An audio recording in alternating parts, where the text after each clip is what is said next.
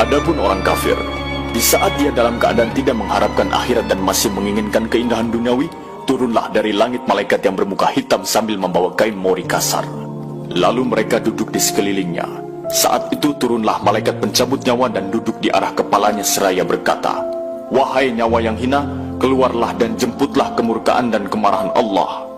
Maka nyawa orang kafir tadi berlarian di sekujur tubuhnya.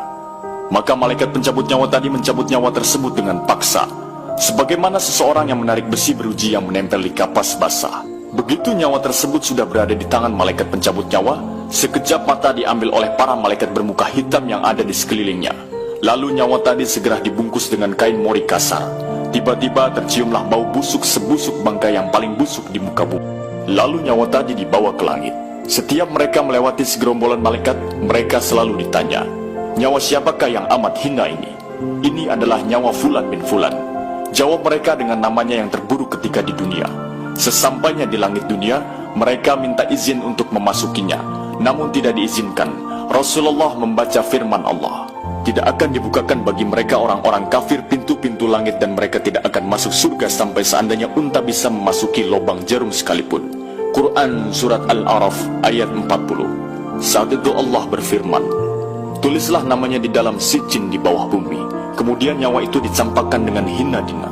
Rasulullah SAW membaca firman Allah Ta'ala, "Barang siapa yang mempersekutukan suatu dengan Allah, maka adalah ia seolah-olah jatuh dari langit lalu disambar oleh burung, atau diterbangkan angin ke tempat yang jauh."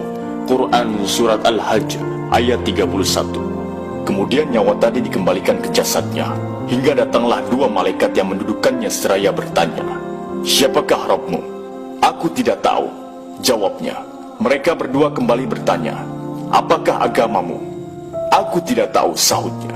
Mereka berdua bertanya lagi, "Siapakah orang yang telah diutus untuk kalian?" "Aku tidak tahu," jawabnya. Saat itu terdengar seruan dari langit, "Hambaku telah berdusta, hamparkan neraka baginya dan bukakan pintu ke arahnya." Maka hawa panas dan bau busuk neraka pun bertiup ke dalam kuburannya. Lalu kuburannya dihimpit hingga tulang belulangnya pecah dan menancap satu sama lain. Tiba-tiba datanglah seorang yang bermuka amat buruk, memakai pakaian kotor dan berbau sangat busuk, seraya berkata, "Aku datang membawa kabar buruk untukmu. Hari ini adalah hari yang telah dijanjikan bagimu." Orang kafir itu seraya bertanya, "Siapakah engkau?" Wajahmu menandakan kesialan.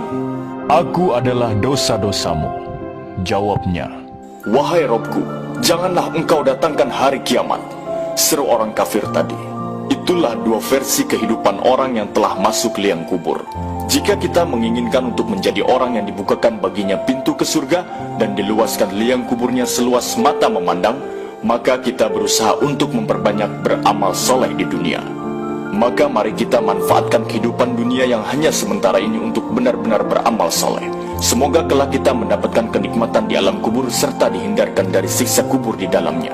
Amin.